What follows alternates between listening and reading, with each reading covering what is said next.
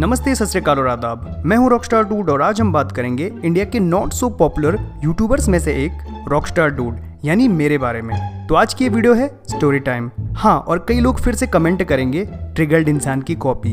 अरे बाबा, कॉपी नहीं, इंस्पायर्ड बोलते हैं। और वैसे भी हर किसी की लाइफ में कोई ना कोई फनी स्कूल इंसिडेंट तो होते ही है ना, जिसे शेयर किया जा सके। तो चलिए शुरू करते हैं आज का ये वीडियो।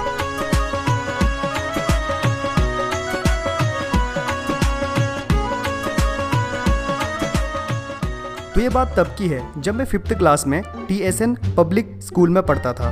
बेसिकली ये तब का दौर था जब मैं विद्या मंदिर नहीं पढ़ता था और सुकून से स्कूल की लाइफ जिया करता था। और इससे बड़ी बात, मैं अपनी क्लास का मॉनिटर भी था। यानी जब टीचर क्लास में नहीं होते थे तो मेरी ही जिम्मेदारी होती थी क्लास में हल्ला करने वाले बच्चों का नाम ब्लैक बोर्ड में लिखने की, और उन बच्चों का मार खाना या उन्हें मार से बचाना मेरे ही द्वारा तय होता था। इसलिए रिश्वत के तौर पे कभी कभार क्लास वालों से टॉफियां भी मिल जाया करती थी। दूसरे शब्दों में कह सकते हैं कि मेरा स्वैग था क्लास में। टीचर्स की नज़रों में मैं एक अच्छा स्टूडेंट था, इसलिए एनुअल फंक्शन में मुझे अच्छे खासे प्ले करने को मिल जाया करते थे, जिन्हें मैं बिना किसी हेजिटेशन के काफ़ी अच्छी तरीके से कर पाता था। सो हर साल की तरह इस बार भी एनुअल फंक्शन अप्रैल के 3rd संडे को शेड्यूल हुआ। सो अपने एक्ट की तैयारी के लिए हमें एनुअल फंक्शन डे से करीब 10 दिन पहले रिहर्सल करनी पड़ती थी। इसलिए हमें स्कूल की छुट्टी के बाद करीब 1 घंटे तक अपने एक्ट की तैयारी करनी पड़ती थी, ताकि हमारा एक्ट एनुअल डे के दिन परफेक्ट हो सके। तो इस बार हमारी क्लास का एक्ट था कव्वाली करना, जिसमें क्लास के सभी लड़कों को पार्टिसिपेट करना था। अब उनमें से एक मैं भी था। तो होता क्या था कि एनुअल फंक्शन की सारी जिम्मेदारियां हमारे लक्ष्मण सर के कंधों पे हुआ करती थी, जो हमारे क्लास के क्लास टीचर भी थे, और वो हारमोनियम काफी अच्छा बजाया करते थे। अबे साले, अरे सच में। इसलिए हमारे इस कव्वाली के लिए वही हारमोनियम बजाने वाले थे, और साथ ही गर्ल्स ढपली और तबला वगैरह। तो कव्वाली के लिए सेटअप कुछ इस प्रकार से था। हम सभी कव्वालों को नीचे बैठना था और एक एक करके खड़े होके अपनी कव्वाली की लाइन माइक के पास जाके बोल के फिर से वापस अपनी सीट पे बैठना था। तो मेरा नंबर मेरे दोस्त भगवत और अमित के बाद तीसरे नंबर पे आने वाला था, जहाँ कव्वाली की मेरी लाइन कुछ इस प्रकार से थी, जरा गौर फरमाइएगा। अजी लोग कहते हैं, तो साथ के बैठे नीचे कव्वालों को बोलना था, क्या कहते हैं जी? तो फिर मुझे बोलना था, चंदन लगाने से नर तरता है, तो सर्प क्यों नहीं तरता जिसका चंदन ही घर है। और इतना बोलते ही मुझे फिर से अपनी सीट पे दोबारा बैठना था बस। यानी मुश्किल से ये 2 लाइनें मुझे इस पूरी कव्वाली के दौरान बोलनी थी। तो करीब 7 दिन की मस्त प्रैक्टिस करने के बाद हमारी कव्वाली सुनने में काफ़ी अच्छी लग रही थी, और हमारी वोकल सिंक्रोनाइजेशन और लक्ष्मण सर का म्यूजिक कंपोजिशन हमारी इस कव्वाली के लिए एकदम कमाल का था। तो हमारे लक्ष्मण सर भी श्योर हो गए कि अब प्रैक्टिस की जरूरत नहीं है, अब सीधा एनुअल फंक्शन डे के दिन ही अपने परफॉर्मेंस से धमाल मचाएंगे। लेकिन एनुअल फंक्शन से 2 दिन पहले हमें ये बताया गया कि हमारा एनुअल फंक्शन इस बार हमारे स्कूल में नहीं, बल्कि टाउन के सबसे बड़े स्टेडियम में होगा। वैसे मुझे इस बात से कुछ लेना देना नहीं था कि एनुअल फंक्शन स्कूल में हो या स्टेडियम में। अपनी तैयारी तो पूरी थी बॉस।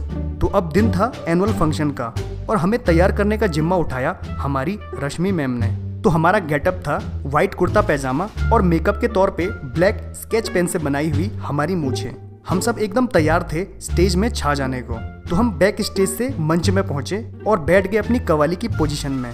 पर्दे के बाहर से बहुत ज़्यादा आवाज़ें आ रही थी, और मंच का पर्दा खुलते ही मेरी हवा टाइट हो गई। मैंने सोचा कि मुश्किल से 100-200 लोग ही आएंगे, लेकिन स्टेडियम भीड़ से एकदम खचाखच भरा हुआ था। और हमारे लक्ष्मण सर अपने हारमोनियम और साथ की लड़कियां तबला और ढोलक के साथ स्टेज की राइट साइड में बैठे हुए थे। तो लक्ष्मण सर के हारमोनियम के बजते ही हमारी कव्वाली की शुरुआत हुई। दर्शकों का रिस्पॉन्स काफ़ी अच्छा लग रहा था। सो कव्वाली की पहली अंतरा की शुरुआत की भगवत ने, और दर्शकों का रिस्पॉन्स देखने लायक था। वो बैठा, फिर नेक्स्ट बारी थी अमित की, उसने भी मस्त परफॉर्मेंस किया। अब 3rd नंबर पे माइक पे आने की बारी थी मेरी, और मैं ओवर कॉन्फिडेंस से भरा हुआ जब इतनी भीड़ को मुंह के सामने देखा तो मेरी हालत टाइट हो गई, और जो बचा कुचा कॉन्फिडेंस भी था वो सब निकल गया। तो मैंने हड़बड़ाहट के साथ अपनी लाइन कुछ इस प्रकार से स्टार्ट की, अजी लोग कहते हैं। सो नीचे बैठे हुए साथ के कव्वालों ने बोला, क्या कहते हैं जी? और मैं लिटरली इतनी भीड़ देख के अपनी लाइन ही भूल गया था कि आगे मुझे क्या बोलना है। तो मैं दोबारा बोला, अजी लोग कहते हैं। तो नीचे बैठे हुए साथ के कव्वालों ने फिर बोला, क्या कहते हैं जी? मैं लिटरली ब्लैंक हो गया। अब मैं फिर शुरू हो गया कि अजी लोग कहते हैं, और इस बार सच में कोई बोला ही नहीं, क्योंकि ये वाली लाइन सिर्फ एक बार ही बोलनी थी और मैंने इसे 3 बार रिपीट कर ली थी। मैंने अपनी मुंडी राइट तरफ घुमाई तो उधर लक्ष्मण सर ने मेरी तरफ देखा और अपने हाथों को अपने माथे पे ले जाकर चंदन लगाने वाले साइन से मुझे मेरी नेक्स्ट लाइन को रिकॉल करवाया।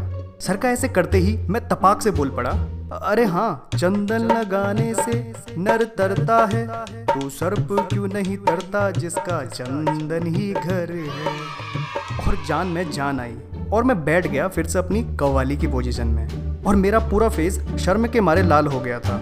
मैं मन ही मन सोच रहा था कि मेरी वजह से हमारी कव्वाली खराब हो गई है और मेरी नज़र अब बार बार लक्ष्मण सर की तरफ जा रही थी, इस डर के साथ कि मैंने सब कुछ खराब कर दिया और साथ की लड़कियों से तो नज़र भी नहीं मिला पा रहा था।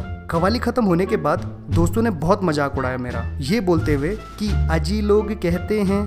सच में बहुत ज़्यादा बुरा फील हो रहा था। मुझे सबसे ज़्यादा इसी बात की फिक्र थी कि नेक्स्ट डे मुझे लक्ष्मण सर डांटेंगे वगैरह वगैरह। यहाँ तक कि कॉलोनी के बच्चे भी मुझे अब चिढ़ाने लगे क्योंकि वो लोग भी मेरा परफॉर्मेंस देखने स्टेडियम आए थे।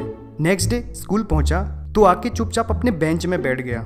लक्ष्मण सर आए, उन्होंने अपनी क्लास पढ़ाई और बिना कव्वाली की परफॉर्मेंस का जिक्र किए हुए चले गए।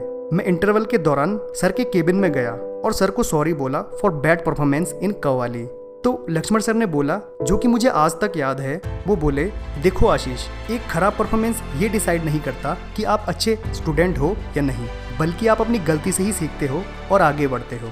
और ये सुनते ही मेरे मन में खुशी की लहर दौड़ गई और आगे एक सीख भी मिली कि लाइफ में कभी भी ओवर कॉन्फिडेंट नहीं होना है, क्योंकि ओवर कॉन्फिडेंस हमेशा आपको ले डुबाती है। तो दोस्तों, ये थी मेरी स्कूल लाइफ की फ़नी इंसिडेंट्स में से एक इंसिडेंट। अगर आपको मेरी ये स्टोरी टाइम पसंद आई हो तो वीडियो को लाइक करना और चैनल को सब्सक्राइब एंड बेल आइकन दबाना ना भूलिएगा। तो चलिए दोस्तों, आज के लिए बस इतना ही। मिलते हैं नेक्स्ट वीडियो में किसी यूट्यूबर की इंस्पायरिंग स्टोरी लेके। तब तक के लिए बाय बाय, क्योंकि अब दुनिया बचाने भी तो जाना है। अबे साले। Too many thoughts on my mind, I can't sleep at night, so I just keep writing.